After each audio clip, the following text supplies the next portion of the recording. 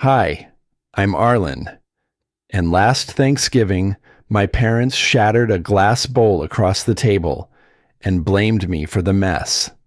In front of the entire family, my father shouted I was worthless, that from now on, even my paycheck belonged to my brother.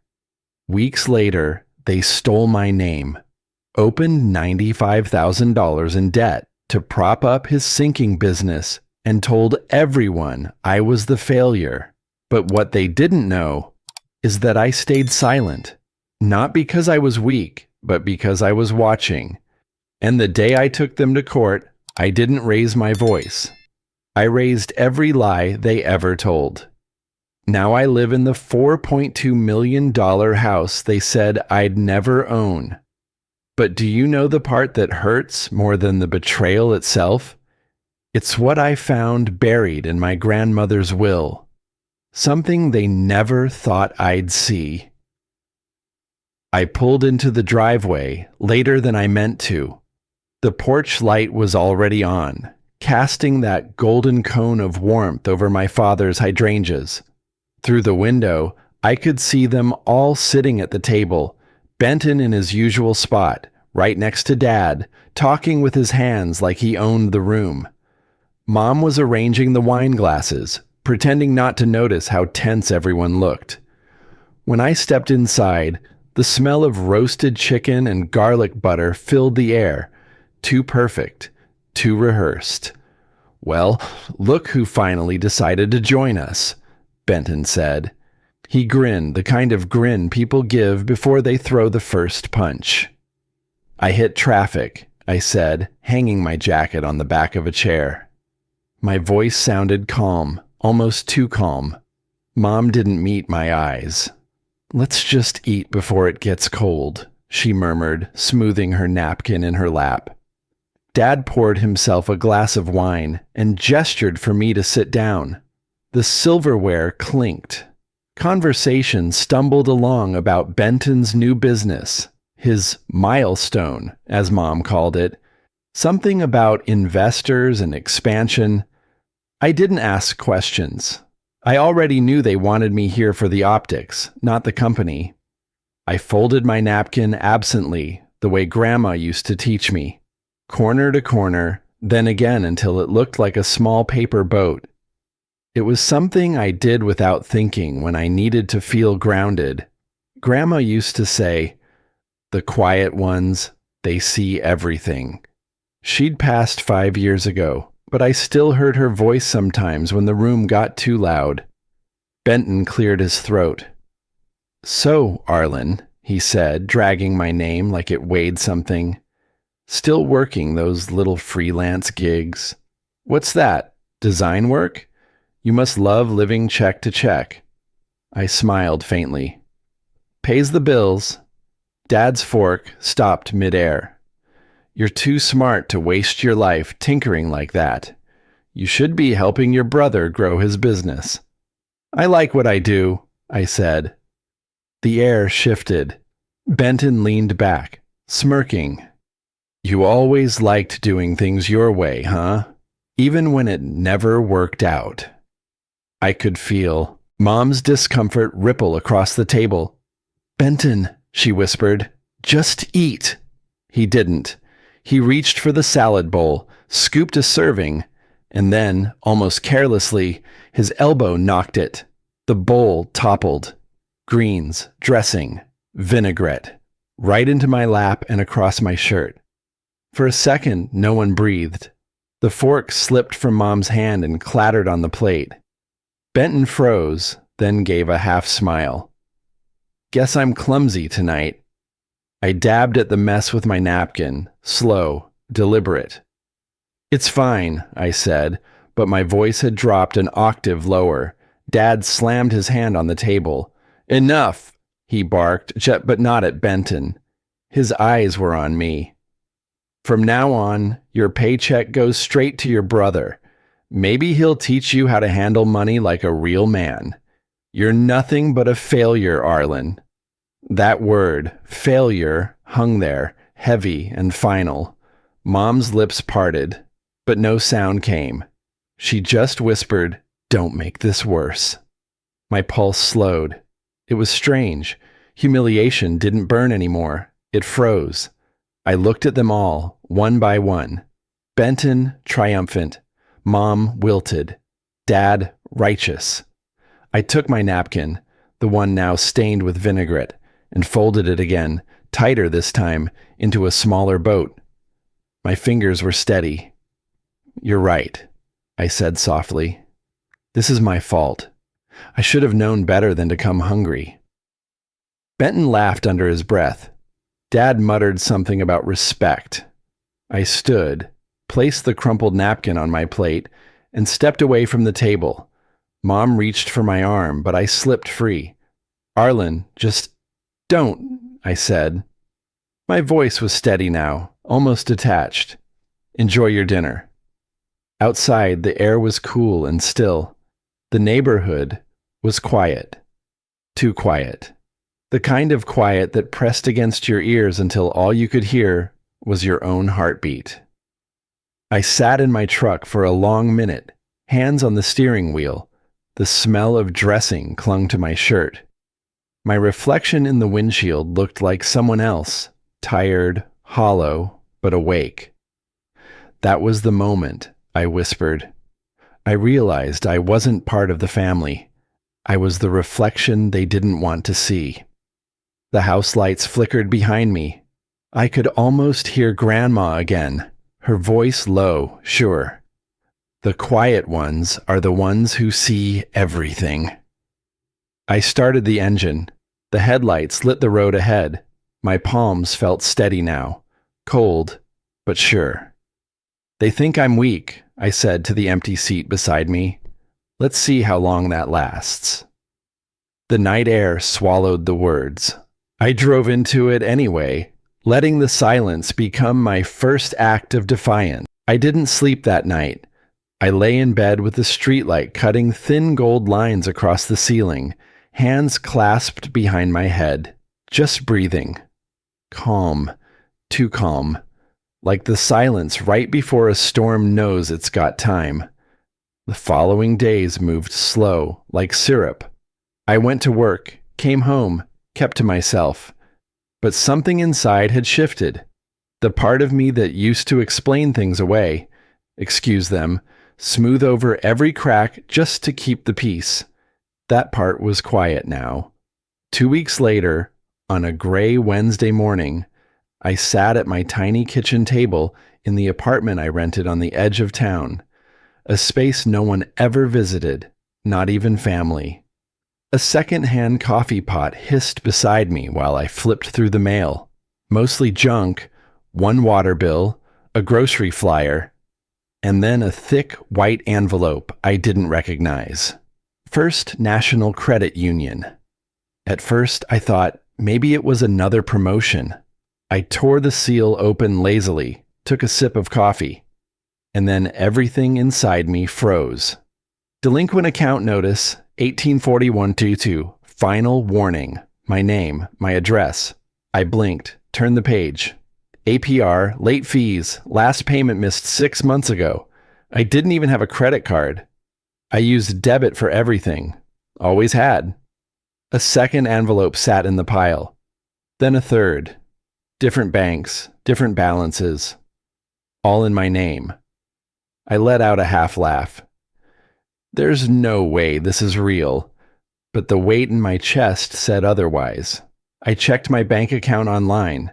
My checking looked fine. The same few hundred left after bills. But those letters weren't about my checking account. They were about accounts I didn't open. I stared at the envelopes, each one a brick in a wall I hadn't seen being built. My thumb traced the edge of a printed signature. Mine, supposedly. But I never signed anything. Not for this.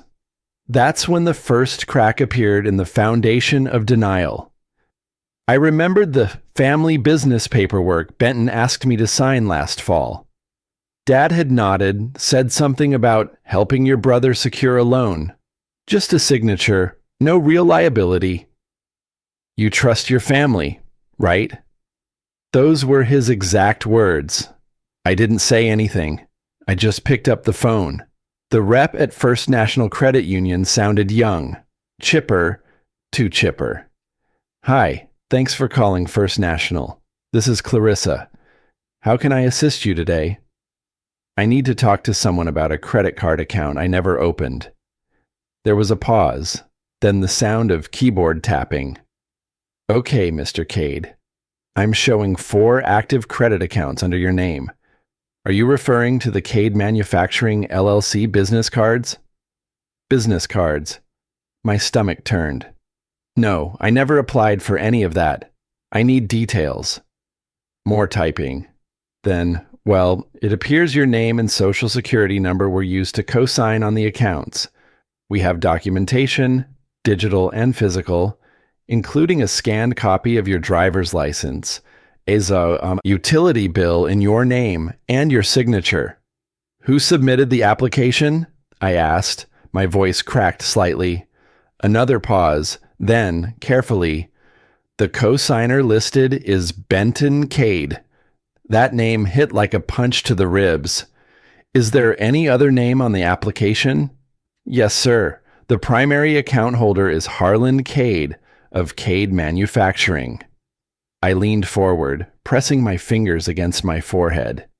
Can you send me copies of everything? I'll request that for you, but please note that as business accounts, some access is restricted. I want what you can give me. Anything. All of it. After I hung up, I just sat there for a long time. The hum of the fridge was louder than it should have been. Dad hadn't just shamed me. Benton hadn't just spilled salad in my lap. They'd turned my name into a financial tool, squeezed me dry behind my back. They'd used me. That night, I didn't turn on the TV. I didn't eat. I laid out the envelopes like evidence in a courtroom. The balances varied. $7,000 here, $2,500 there. But the totals climbed past $95,000. Each paper was a nail in the coffin of whatever trust I'd still been clinging to. I remembered Dad's voice. From now on, your paycheck goes straight to your brother. Back then, it sounded like cruelty. Now it felt like warning. A fact. They weren't just speaking in metaphor. They had taken steps. I whispered into the empty apartment. They didn't just humiliate me, they erased me. Across the room, on the shelf where I kept books and scattered memories, the folded white napkin from dinner still sat, shaped like a tiny boat, now collecting dust. I didn't cry. I didn't yell. I watched. I went to my file cabinet, pulled out old texts, emails, scanned documents. I found the photo of me signing the business loan paperwork at Benton's house. In the corner of the frame, Dad stood behind me, smiling. I printed everything. Put it into a folder. No labels. Just the start of something. They want silence, I murmured. I'll give them silence. And this time, I'll use it. By Friday, I had a plan.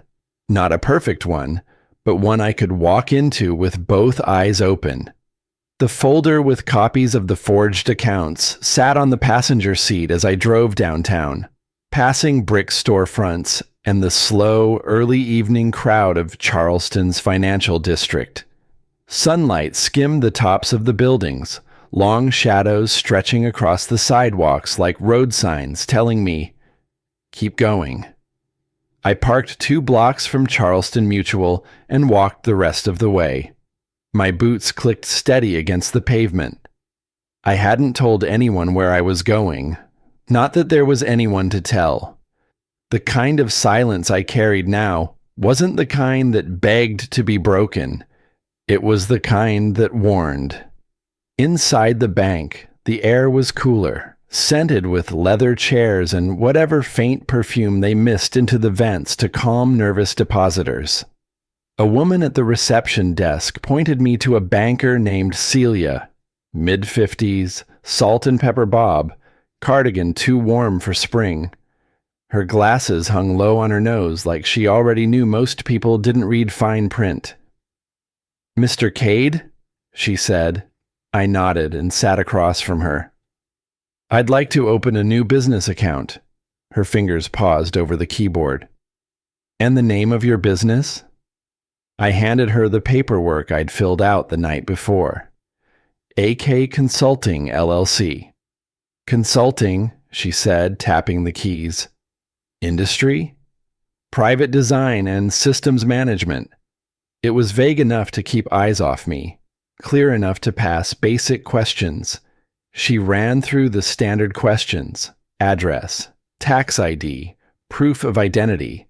I answered every one like I'd rehearsed it, which I had, quietly, in my head, over and over again. When they used my name to build their empire, I thought, watching her type, I didn't stop them. But now, I'll use their arrogance to build my wall. Celia printed the documents, slid them over to me with a practiced smile. She didn't ask anything personal. Maybe she sensed that kind of thing wasn't welcome. Or maybe she just understood the look of someone rebuilding without wanting to explain what had broken. I signed the papers. 10 minutes later, I walked out with a brand new account, routing number, debit card, and the first layer of independence I'd owned in years. The sun was lower now, amber streaks slipping between the buildings. I didn't go straight home. I took the long way, past the old docks where Dad used to take us to fish when we were kids. I didn't stop. I wasn't chasing memories. I was collecting reminders. That night, after heating leftover pasta and tossing half of it away untouched, I dragged out the cardboard boxes I hadn't opened since Grandma passed. I wasn't even sure what I was looking for. Maybe an old letter, a photo. Some thread to pull at that didn't lead straight back to Dad. One box was marked M. Kior Personal. I opened it and found a stack of cards, mostly holiday notes, the kind where people write "love always" and never really mean it. But buried under those was an envelope, thick, cream-colored, the seal still unbroken. My name was handwritten on the front in neat black ink. The return address: Westcott, Brighton, and Keller, estate lawyers.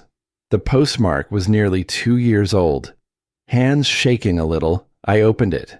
The letter inside was crisp, untouched by time. "As per the will of Margaret Cade," it read, "your share of the estate remains an active probate pending your signature. The property located on Folly Beach is currently held in your name, per her wishes, and may be claimed at your discretion." I had to read it twice before it sank in. She never cut me off. They lied. They told me everything was settled. That Grandma left the house to Dad and wanted to keep the family whole. But she didn't. She left it for me. Suddenly, my breath felt caught in my chest, like my ribs couldn't stretch wide enough to hold the truth. I leaned back against the wall, eyes fixed on the paper, and let it wash over me. A memory rushed in, uninvited. Grandma showing me how to fold napkins into boats, her hands gentle but sure. "The sea takes what's lost and brings it back when you're ready," she'd said, tucking a folded triangle into my palm. I didn't realize I was crying until the first drop hit the letter. I wiped my face and kept reading. The rest of the letter was legalese, contact information, steps to take next. They had taken everything, my name, my credit, my dignity. But they hadn't taken this. This was hers, and it was mine. I sat there for a long while, watching the paper boat from dinner collect dust on the corner of my desk. They took everything from me, except the one thing they couldn't touch: the truth. I placed the estate letter next to the fake credit card files, 2 pieces of paper representing 2 different wars, one of theft, one of inheritance. I didn't rage. I didn't call. I opened my laptop. The next 2 hours I spent researching real estate law, probate delays, asset recovery. I drafted emails, not from Arlen Cade, but from AK Consulting. I used professional language, asked technical questions. I didn't hit send on any of them, not yet. I was testing, watching, calculating. I didn't know who to trust, but I knew this. I wasn't walking into another trap. Not this time. I looked back at the paper boat, flattened a little, but still intact. I ran a finger along its creases. "Grandma," I whispered, "if you could see me now, I'm learning to sail." The morning light came thin and gray through the blinds. I'd been awake for an hour already, staring at the folded letter from Grandma's lawyer. The edges were soft now from how many times I'd read it. I'd memorized every word, every date.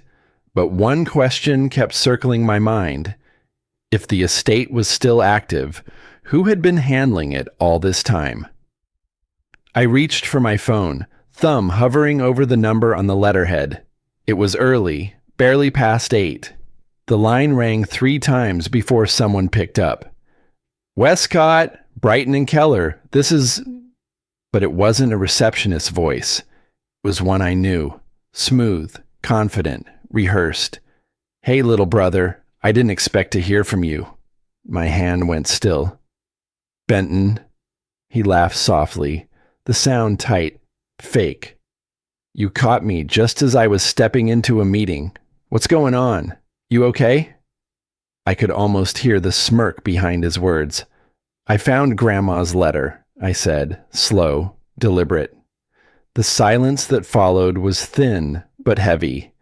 Then his voice came back, a little too casual. "Oh, that old thing? Yeah, the Folly Beach place. That property's long gone. Taxes took it years ago. Dad handled everything. I figured you knew that." I turned slightly in my chair, facing the window, keeping my tone calm. "Is that right? So you're handling her lawyer now?" "Well," he said, chuckling lightly, "someone's got to keep the family business in order. You never were much for responsibility." My jaw tightened, but I kept my voice level. "Right. Family business." He let out a long sigh. "Listen, Arlen, I know you've been through a lot lately. I don't want you stressing over stuff that's already been resolved. You focus on your little projects, okay? Leave the grown-up work to us." I opened my laptop while he spoke, fingers flying over the keyboard. Charleston County Property Records, Margaret Cade Estate. The page loaded, slow enough to make my pulse jump, and then it appeared. Title transfer, pending, not completed, not sold, not gone. "Taxes took it," I repeated quietly into the phone. "You sure about that?" There was a pause on the other end, just a flicker, but I heard it. The kind of pause a liar makes when they're caught mid-step. Then Benton's voice turned smooth again. "I'm sure. You know how these things go. Paperwork drags, banks take over, the government gets what it wants. Nothing left worth fighting for." I stared at the glowing screen. My reflection stared back, calm, cold, calculating. "Good to know you're taking care of things," I said. "I'll be in touch." He gave a short, amused laugh. "Sure thing, brother. Just stay out of it, okay? You've done enough damage." "Not yet," I said, and hung up. The line went dead. For a long time, I just sat there listening to the faint hum of the refrigerator, the distant sound of traffic outside. My heart wasn't racing anymore. It was steady, like the tick of a clock before something important happens. I opened a new folder on my laptop, titled it simply, Them. Inside, I started building my case. Dates, times, scanned documents, everything I could tie together. The fraudulent credit cards, the forged signatures, Now this lie about the estate.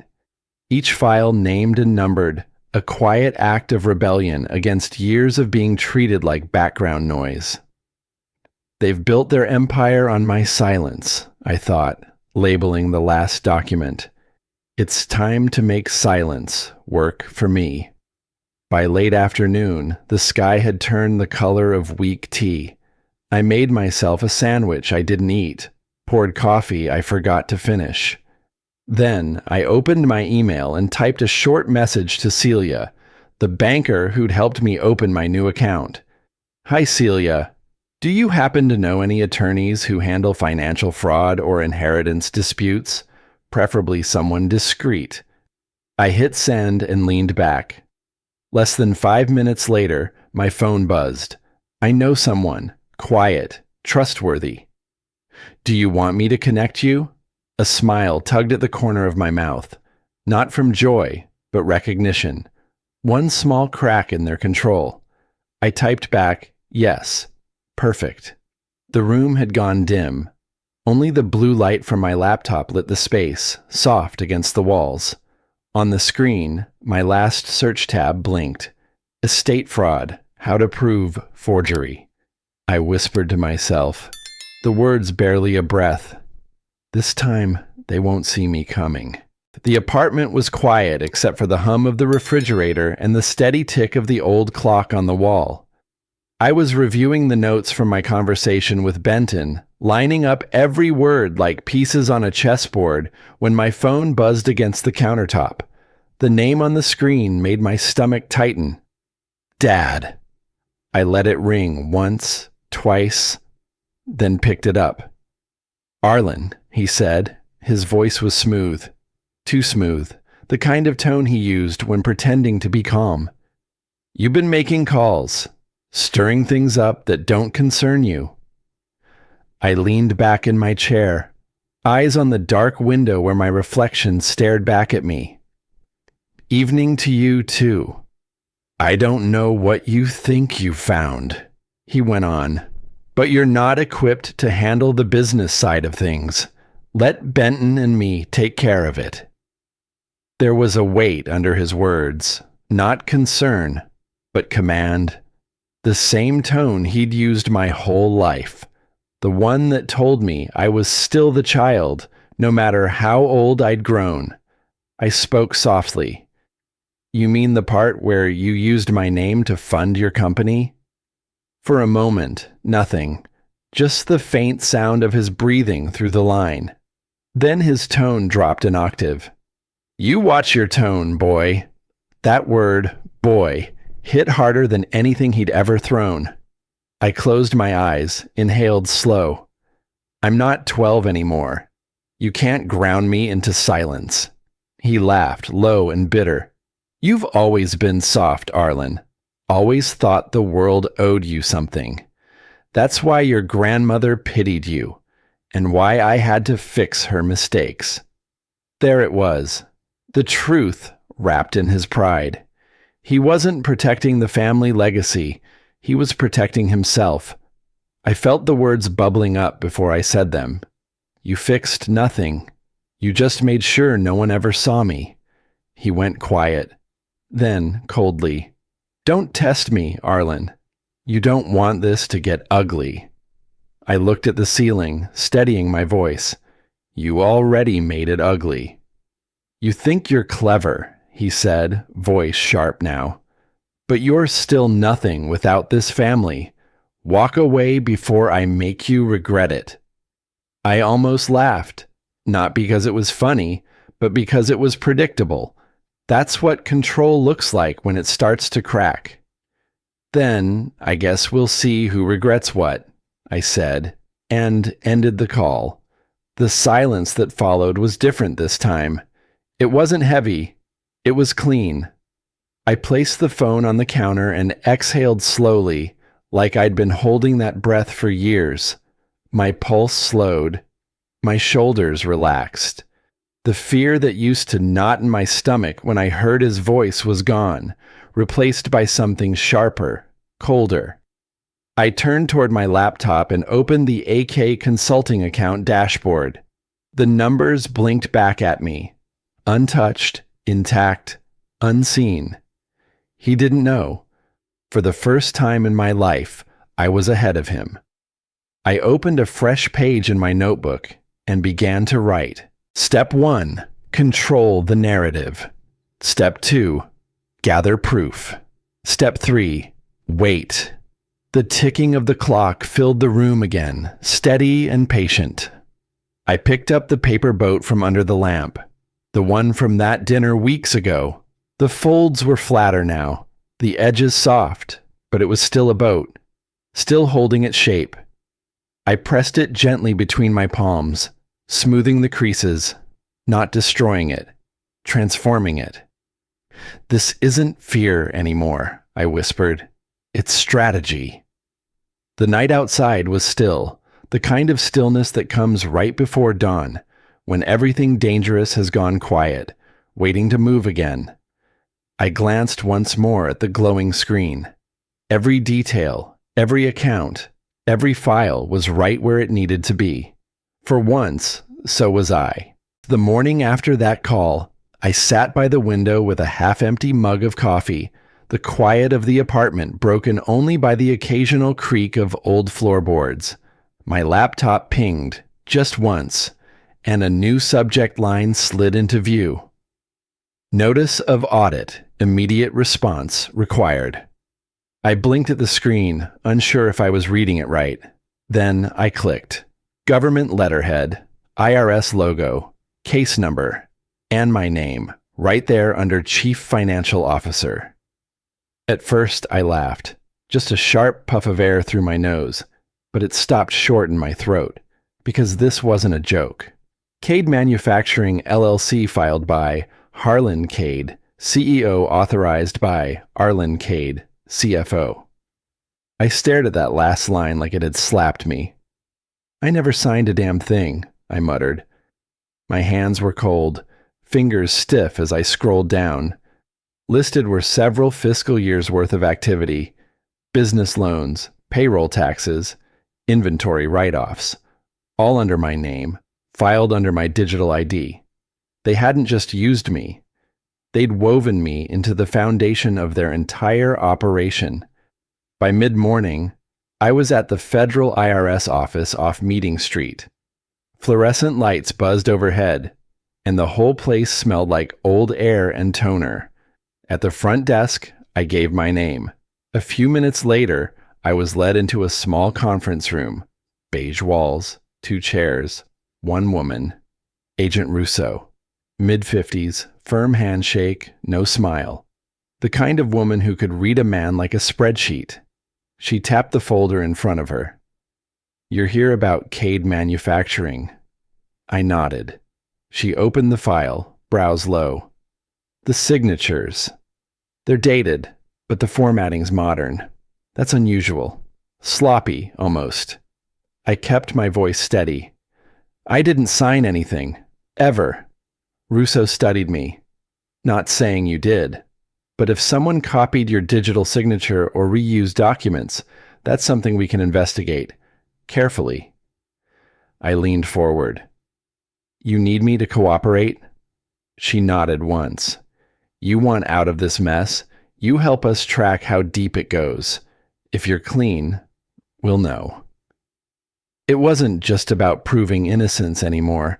It was about exposing the rot from inside. By late afternoon, I was back at my apartment, the kitchen table buried under years' worth of forgotten paperwork, bank statements, emails, old files Grandma had tucked away in manila folders. I moved like a man possessed, yellow highlighter in one hand, a pen in the other. Every bank link, every phone number, every email that Benton sent me saying, "Just sign this for Dad." They thought I'd forgotten. They were wrong. I opened a new file on my laptop, named it in all caps, them, each document scanned, each message sorted. I wasn't shaking anymore. I was documenting. The phone rang sometime around 6. Voicemail. Benton. His voice dripped sarcasm, masked in that false calm he always used when he was cornered. You don't know what you're doing. Arlen, stop before this gets worse for you. I played it twice, saved it as evidence, audio 01. Thanks for the exhibit, brother, I whispered to no one. Just as I was closing my laptop, a knock came at the door. I wasn't expecting anyone. When I opened it, there stood Celia, the banker from Charleston Mutual. She was holding a sealed envelope. She gave a soft smile. This came to the branch addressed to you, from a private firm, said it was important. I thanked her and watched her disappear down the hall. Back inside, I slit the top of the envelope and pulled out the contents. A full, notarized copy of my grandmother's will. And there it was, in plain language, the coastal property known as Folly Beach, Title 1079, shall remain in the sole ownership of Arlen Cade unless otherwise declined by written refusal. No co-signers, no shared heirs, no family trust, just me. My hands steadied around the paper. The tide, finally, was shifting. And that night, I filed the report. Clean, meticulous, every word backed by paper and time-stamped proof. Then, I attached a copy and emailed it to the company's legal counsel. No greeting, no explanation, just the subject line. For your records. I knew they'd get the message. By morning, retaliation had a ringtone.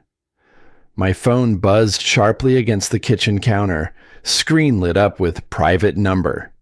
I hesitated for a breath, then picked up. His voice came through like a storm behind locked doors. I saw what you sent to the IRS. Arlen Cade never wasted time on pleasantries. You're playing a dangerous game, son. I stayed silent for a beat, watching steam rise off the untouched coffee. I'm not playing, I said, low and measured. I'm correcting. There was a pause, not long, but loaded. Then the shift, the snarl beneath the words. You always were ungrateful. We carried you your whole life. Don't make me finish what I started. I let the words hang, let him believe he was still the man holding the hammer. Then I answered, steady as glass. You already did, Dad. The moment you used my name. He didn't reply. The line went dead. And I knew. This wasn't over. It was just the first swing. By midday, the second came. Celia texted first. You need to see this. She included a link. The headline punched harder than expected. Charleston man under IRS investigation. Fraud tied to family company. My full name, my photo, an old one from college, pulled from some forgotten alumni feature. Below it, a paragraph summarizing years of supposed misconduct. They even listed my address. I sat there for a second, just breathing. Then I closed the laptop gently. They think they can bury me in noise. But noise doesn't erase evidence. I reopened the screen, copied the article's link, and pasted it into a private post. Alongside it, I uploaded a single PDF, no commentary, just 4 pages of annotated documents, signatures, filing times, accounts tied to Benton and Harland, all time-stamped, all real.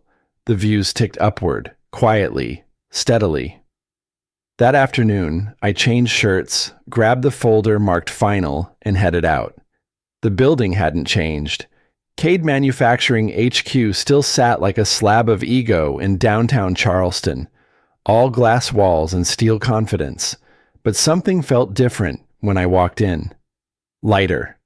The receptionist looked up, startled. I didn't wait for her to speak. Benton appeared from the elevator like he'd heard the air shift. His face drained. I walked straight to the front desk and laid the folder down with care. That's the full audit report, I said. You might want to read the last page. He opened it. His eyes scanned quickly, then froze. His own signature beside false transfers, reused forms. Sloppy work, Benton. I added, just above a whisper, "You didn't even bother changing the timestamps. Rookie mistake." From behind him, Harlan's voice bellowed, "You don't belong here!" I turned, calm, eyes meeting his. "Neither do you," I said. "The IRS will handle that soon." I didn't raise my voice, didn't need to. I turned and walked out. The silence in the lobby followed me like a shadow. By nightfall, my phone was lighting up every few minutes. Numbers I didn't know, messages ranging from crude threats to strangers thanking me. Celia called. "It's spreading online. People are asking questions." "Good," I said. "Let them." I sat by the window as Charleston glowed beneath a rising moon. The city wasn't loud, but it wasn't quiet either. It breathed. I pulled out the will again. My grandmother's signature still felt alive on that page, as if she just stepped out of the room, leaving it behind for me to find. "They used humiliation as a weapon," I murmured. "Now truth will do the same." I leaned back, fingers brushing the paper boat I'd kept near the lamp. Tomorrow wasn't about revenge anymore. It was about reclaiming what was always mine. The next morning, I drove to Folly Beach. The place they swore wasn't mine.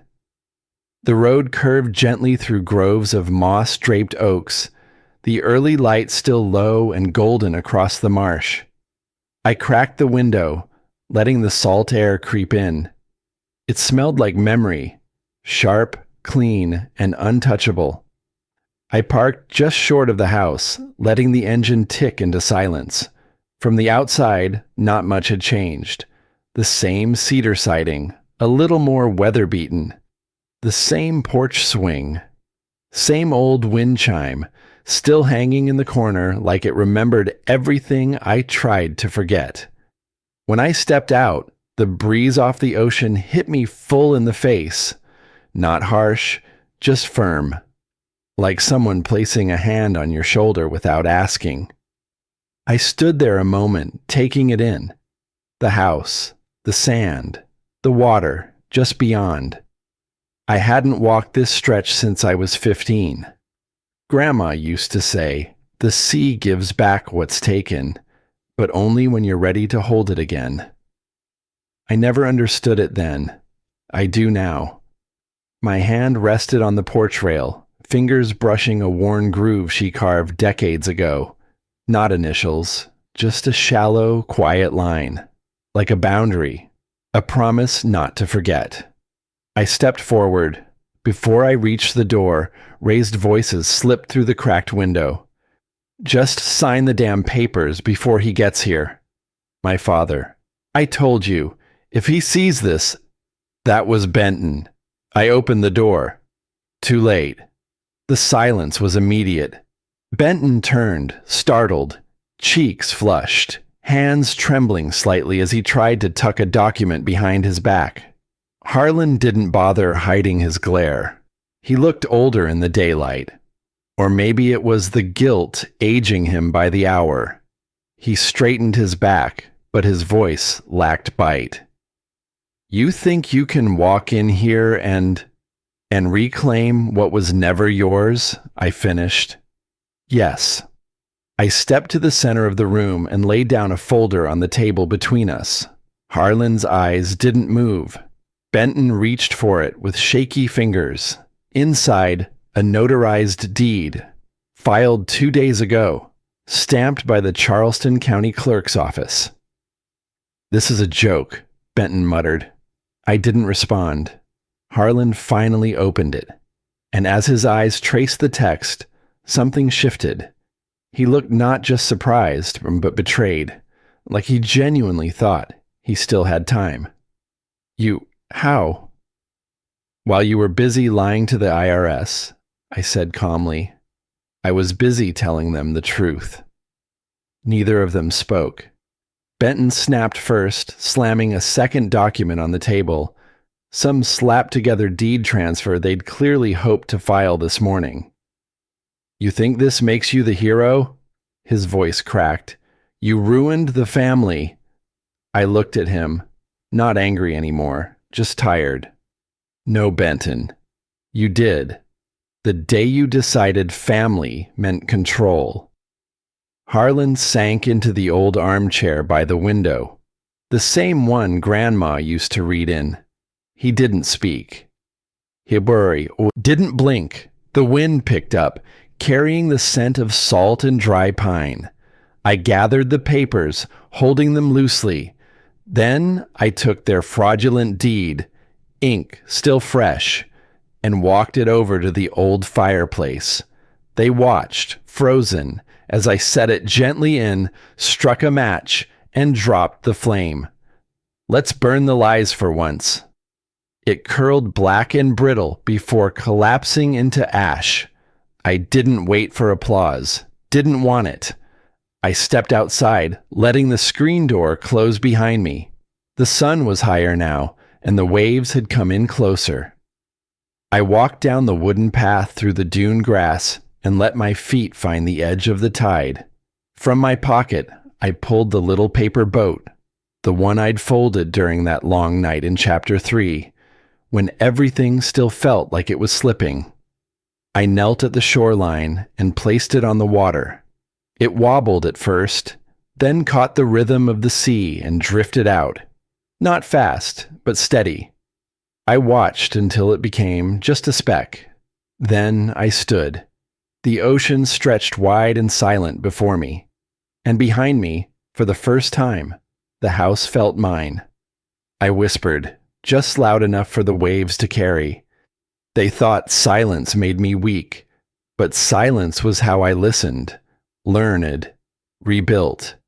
No shouts, no more games, just truth. And the tide taking back what was always meant to return. The following week, I stood in court, not as the accused, but as the plaintiff. The fluorescent lights above hummed low, steady. My palms rested flat on the polished table in front of me, not clenched, not shaking, just still. The courtroom wasn't crowded, but every seat behind me seemed to hold breath. Across the aisle sat my father and brother, Harlan, arms crossed like a statue chipped at the corners. Benton, fidgeting with a pen cap, avoiding my eyes as if my presence might catch fire. I didn't look at them long. The judge, a woman in her early 60s with kind but unreadable eyes, scanned the final paperwork. Her voice was calm, firm, the sound of stone landing in water. In light of the evidence presented, she began, the court rules in favor of the plaintiff, Mr. Arlen Cade. A ripple moved through the courtroom, not loud, just a soft shuffle, shock adjusting its seat. Full legal ownership of the Folly Beach property is hereby affirmed in Mr. Cade's name. All claims against him regarding financial misconduct are dismissed. The matter of forged documentation is referred to federal investigators for further action. I exhaled, slow, not relief, release. Across from me, Benton's jaw fell slack. Harlan didn't move, didn't blink, just stared ahead like something had finally stopped spinning and he wasn't sure what to do with the stillness.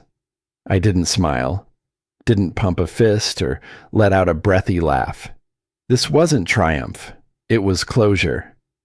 This isn't winning, I whispered to myself. It's ending. Outside the courthouse, the midday sun felt different. Not warmer, but quieter. As I stepped down the stairs, I heard footsteps behind me. Heavy ones. Familiar. You'll regret what you've done, my father said. I turned. His face was tired. Not from age, but erosion. A man who had spent too many years building walls, only to watch them crumble. Family doesn't forgive. I held his stare.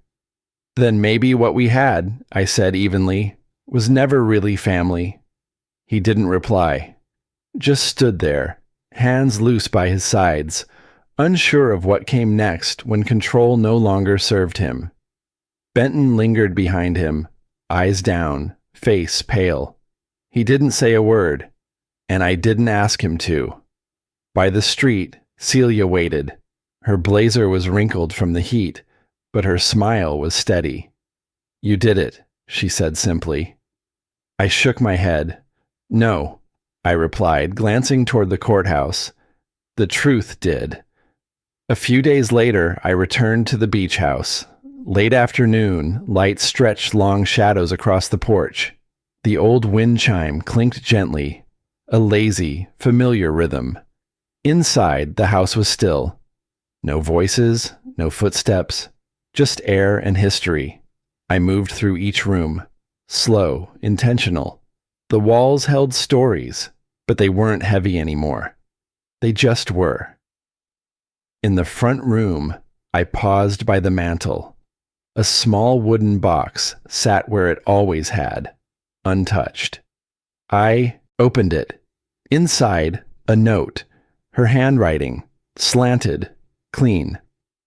To Arlen, peace belongs to those who stop chasing fairness and start living truth. I held the paper, folding it carefully in my palm. My throat tightened, but the tears didn't sting. They warmed. "You were right, Grandma," I murmured. The wind outside picked up, drawing me toward the open deck. I stepped out and walked down to the shore, the sand cool beneath my feet. The tide had begun to rise, reaching out toward me with soft insistence. I bent down and picked up a smooth shell, pressing it to my ear. No whispers, just the ocean and my own breath. "I thought silence was the sound of defeat," I said aloud.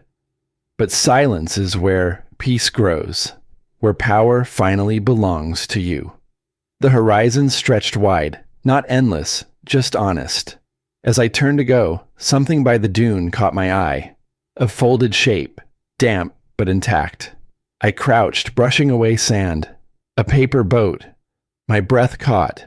Not in disbelief, in recognition. I picked it up gently, holding it like memory. "The sea gives back what's lost," I whispered.